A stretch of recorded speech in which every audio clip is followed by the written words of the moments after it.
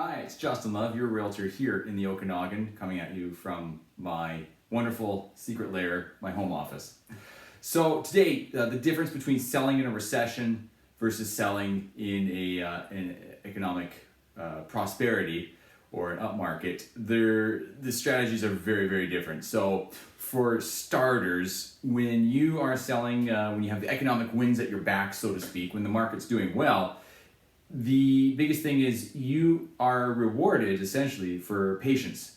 So it's funny, people go, oh, my home sold, it's sold, I got the money, I got exactly what I wanted. Well, how long did you sit for? Oh, I sat for 60 days or 70 days. I mean, even when the market's great, you can still see an average sales time, days on market of about 65 days or so, 50 days. So it still can take some time. Now, were you really right with your pricing just because it took you 50 days? No, you weren't right at all. Ideally, what we like to see in real estate is a sale happen in 30 days. If you did that, that means that you priced your home well, you put it on the market, you had showings, and within the first few showings, you got an offer and got the offer accepted, and in about 2 weeks' time, you got sold. So it can take about 2 weeks for showings, you get that offer, another 2 weeks to sell, and then we consider that sold. It might actually close, 4 weeks, 6 weeks, 8 weeks later. I made a separate video about that. But so if it took you 50, 60 days, it didn't really mean you had the right price to begin with. So what happened? Why did you still sell? Well, the market rose. You put your price here and the market rose to meet your price. So you did well. And plus a few other homes sold. So before maybe you weren't the number one pick, or your home wasn't the number one pick, then after 50 days or so, it was. Because, oh, look at now, there's those other three. Ugh, that one's kind of scary. Don't like that one. Prices have gone up. Oh, this home's awesome. And you happen to be that one. Now, it's very different when pricing on a home in a recession.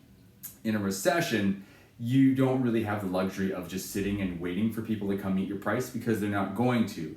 Now you are punished for waiting.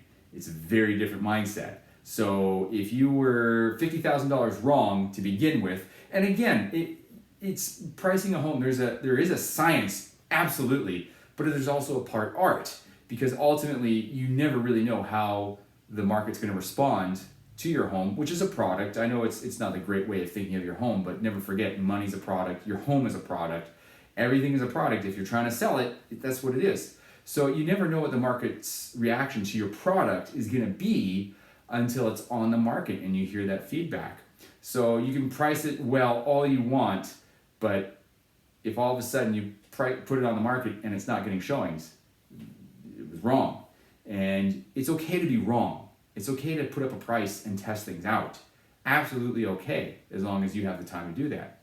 But here's the thing, if the market's going down, so let's say you're $50,000 overpriced, you waited a month or two and you realized, okay, I'm $50,000, I was wrong.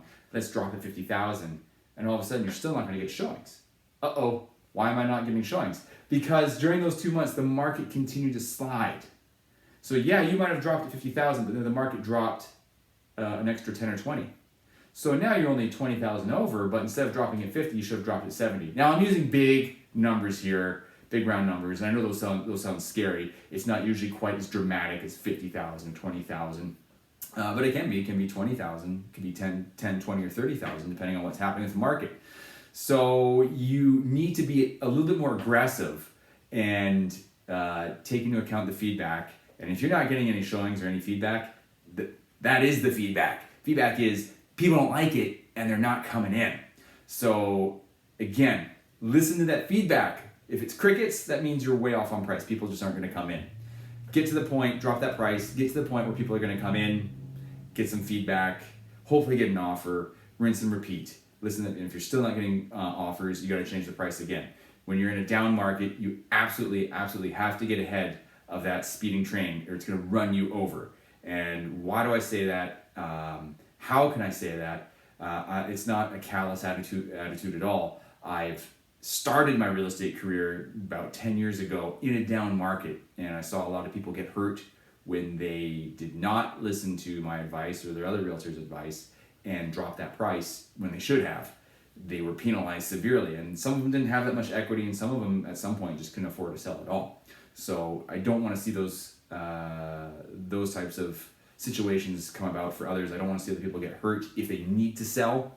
Certainly if you don't have to sell, then you can sit and wait, but just realize if you sit and wait, in a recession, you might be waiting for 5 to 10 years before you will, not be underwater, meaning your home is worth less than what you owe.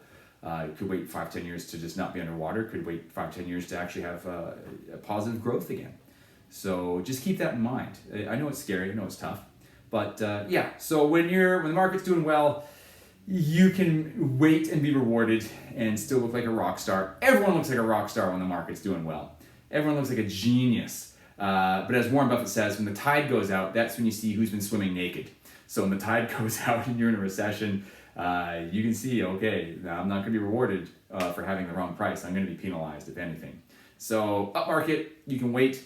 Down market, get aggressive on that pricing and get out, because I don't care. I've heard developers say in the past, I don't need to sell. Those other developers, they're the ones going under. I can stick it out. I'm special. Wrong, not special. I saw those people lose their shirts. Now, if they can afford to wait it out another 5, 10 years, they did okay. But in the meantime, they could have sold for a whole lot more money.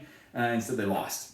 Or they decided to rent it out. In the meantime, people are renting out your brand new suites. Those things get beat up. The value's just not there. You got to hold for a long time.